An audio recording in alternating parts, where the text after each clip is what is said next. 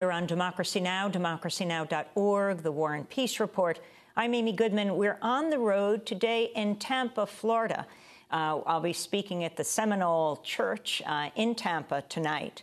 We're broadcasting from Tampa PBS WEDU.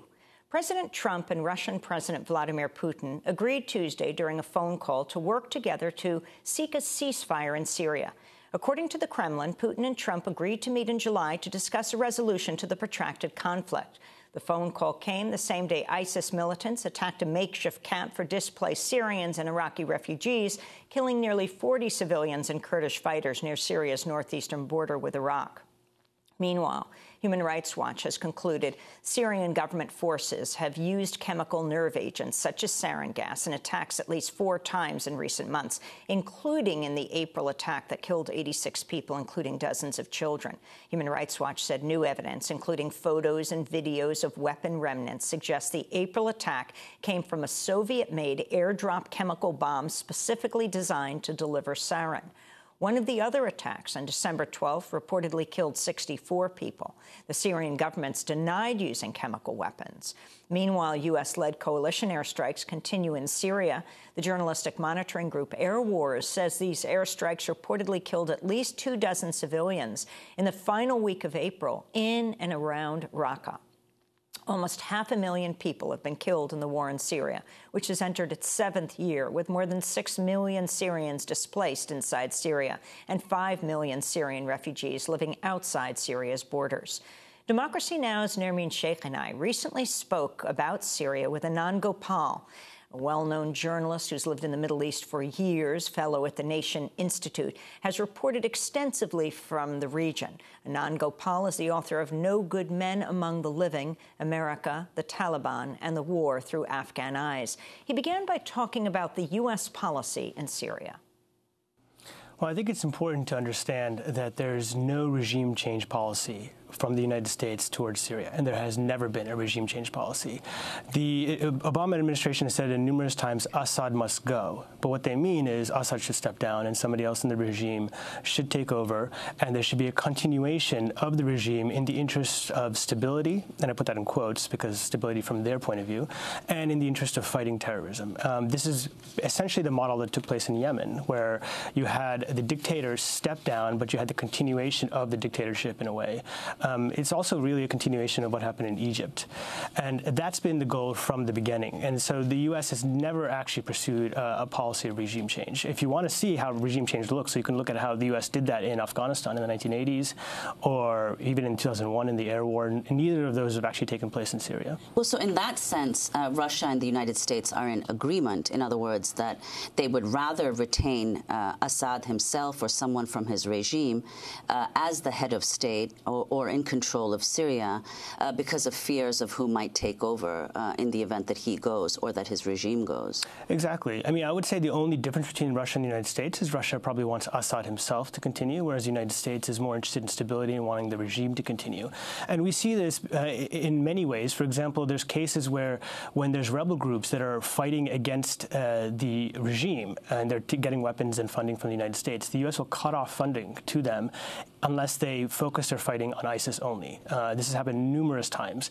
And these groups have lost their funding, and then once they were bereft of support, they went and joined al-Qaeda. So there's a narrative here that says that the U.S. is supporting extremists and al-Qaeda groups. It's actually false. In fact, the U.S. is punishing groups that are trying to fight Assad, and when those groups are being punished, then they're going and joining al-Qaeda or extremist groups. But they are supporting the YPG, the Kurdish militia force that is fighting the Assad regime. Absolutely. The closest ally of the U.S. in Syria is a left-wing group called the YPG, and they are the main force which is fighting ISIS right now. And talk about who they are. The YPG is essentially an offshoot of the PKK, the Kurdistan Workers' Party, which is a group in Turkey which has been waging essentially a left-wing insurgency against the Turkish government for Kurdish rights for decades. And in the last 3 or 4 years, they've expanded extraordinarily rapidly in Syria. They have set up these councils all across northern and eastern Syria, and they've become the main partners of the United States in this battle against ISIS. So the battle for Raqqa, which which is the de facto capital of the caliphate, it's the YPG who's the main ally of the United States. And can you say a little, Anand, about what the impact of the Russian military intervention in Syria has been in terms of the situation on the ground, in terms of civilian casualties, and so on? Well, in any discussion of Syria, it's important to state at the outset that the two biggest sources of violence in the country, number one is the Assad regime, which has just killed an incredible number of civilians, tortured, maimed, executed, anybody who resists, essentially. And the second biggest source of violence in Syria is the Russian regime. And Russia's role has been essentially to prop up the Syrian government at a time when it was looking very weak. When the Syrian government retook Aleppo a few months ago, they would not have been able to do that without Russian air power. Well, last week, Democracy Now! Spoke to former Guardian Moscow correspondent Jonathan Steele. He questioned whether the Assad regime was responsible for the chemical attack in Idlib in Syria earlier this month, saying the principal beneficiaries were the U.S. military-industrial complex and those in the Trump administration wanting to prove the president is not a puppet of Putin. He went on to outline the benefits to the opposition groups in Syria from the chemical weapons attack. The third group that's really benefited are the armed opposition to Assad, because they've suddenly got a new lease of life. When it looked as though they were on the verge of losing their last sliver of territory around Idlib in northwest Syria, they've been given the option, perhaps the option of being defended militarily by NATO with airstrikes. They've had one airstrike and they're obviously hoping for more. And they're certainly not going to compromise in the Geneva talks. So everybody who's benefited is on the non-Syrian, non-Russian side. So that's former Guardian Moscow correspondent Jonathan Steele speaking on Democracy Now! Last week. So, Anand, can you comment on what he said and the speculation amongst certain people that the Assad regime could not have been responsible for the chemical weapons attack because it didn't benefit from it? And it had already, in fact, the Assad regime is winning the war, so why would they do something like this, use chemical weapons?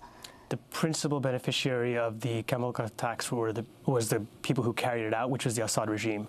You have to understand, this comes in the context of just a week before that, you had statements from the American administration, from Tillerson and from Trump, saying that Syrian questions up to Syrians to decide, which is an implicit way of saying that even our very weak statement prior to this, that Assad must go, even that we're dropping.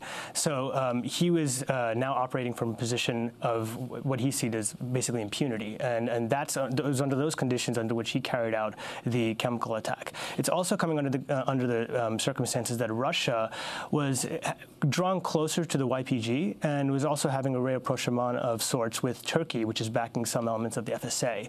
And there's speculation that the Assad regime carried out this attack as a way to force Russia back firmly in its corner. Can you talk about why the United States, why you feel Tillerson and Nikki Haley made these comments saying that the Syrian people should determine who is their president, signaling some kind of change in U.S. policy, not as if President Obama took out Assad, but had a different rhetoric around it? Well, I think this has been the logical culmination of 8 years of Obama's policy in the Middle East. And Obama said again and again that Assad must go, but didn't give the opposition the means to actually make that happen. And in fact, spent most of his time policing the opposition to make sure that Assad wouldn't be ejected. When the Trump administration took office, they dispensed with that formality. And they said, look, our focus is ISIS. We don't even need to talk about having Assad go. And that's what that signaled, which was that, look, we just need to focus on ISIS, and Assad can stay as long as he wants, essentially. That was the message that was sent to the regime, and it's not a surprise that a week later you saw a chemical attack. Well, I mean, the Russians themselves have said more or less similar things, namely that it's up to the Syrians to decide what happens after Assad, that their explicit goal is not retaining Assad. So last week, Democracy Now! Spoke to Professor Emeritus of Russian Studies and Politics at Princeton, Stephen Cohen. He explained why the Russians were backing the Assad regime. I would ask all these Americans who vilify Assad, I would ask all your listeners and viewers, if you destroy the Syrian state, who's going to do the fighting against terrorists in Syria? Are you going to ask Russia to send troops? Are we going to send troops? So for Russia, and this is the point, it's not Assad. They could give a hoot about what happens to him and their family. It's what happens to the Syrian state. And that's why they will stand with Assad until there is some kind of military victory, and then a so-called political peace process begins, and then Assad's on his own. So that was Stephen Cohen speaking last week on Democracy Now! So Anand, can you comment specifically on what he said?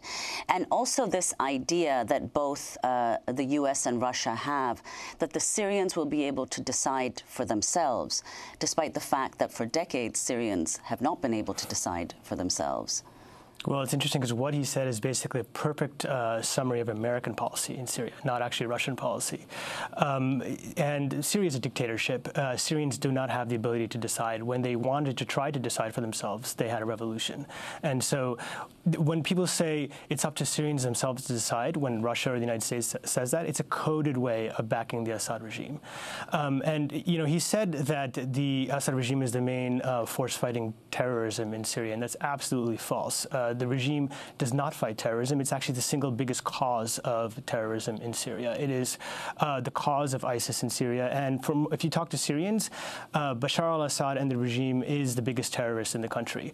The force that's actually fighting ISIS, which I assume is what he's referring to, is the YPG, which is backed by the United States. Can you explain what you mean by that, that the cause of ISIS, or what gave birth to ISIS in Syria, is in fact the Assad regime, because that's not what's commonly understood?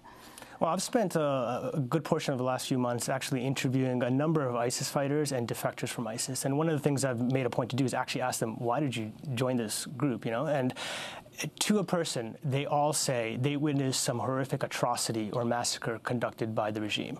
I've never heard anybody give another reason other than that. And so what has happened is that the sheer brutality of the regime has led some people to join ISIS, especially in the context where they see there's not a lot of support for other groups. And you have to remember, ISIS is one of the few groups in Syria that doesn't get foreign support. It's almost entirely self-funded, which gives it a sort of staying power that some of the FSA groups don't have.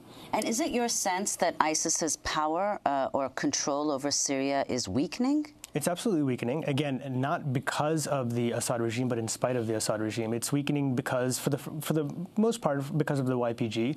But we should also look back a couple of years ago when ISIS was taking over broad swaths of territory near Aleppo and pushing into Idlib. It was the Free Syrian Army and their allies that actually pushed ISIS back into eastern Syria. Well, can you talk about the gas attack? What you actually think happened? You have Assad saying, not only didn't the Syrian regime do this, but he says he doesn't even believe that the children were dying. So, to start with, we know that the children died. We know through investigative reports that they died of sarin. And we also know that there was a airstrike that took place. The claim by Russian intelligence and by the Assad regime was that this was an airstrike on a warehouse that contained chemical weapons, and those chemical weapons were being stockpiled by the opposition. We've had many Syrians actually go to the site to photograph this and show that the warehouse was never struck, and they have actually photographed the actual point of the impact of the bomb, which is in the street, not in the warehouse. We've also had a Guardian reporter go to this area and do the same thing. And also, you have to remember, the regime has actually carried out numerous chemical attacks against its own people, so this is nothing new.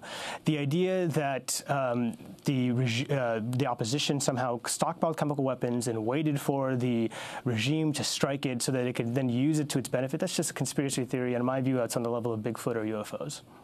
Anand Gopal, journalist and fellow at the Nation Institute, who's reported extensively from the Middle East. We'll post our full interview with Anand at democracynow.org. When we come back, we go back to North Carolina to look at how a group of African-American residents are fighting against factory farms that spray liquid hog manure on their communities. Stay with us.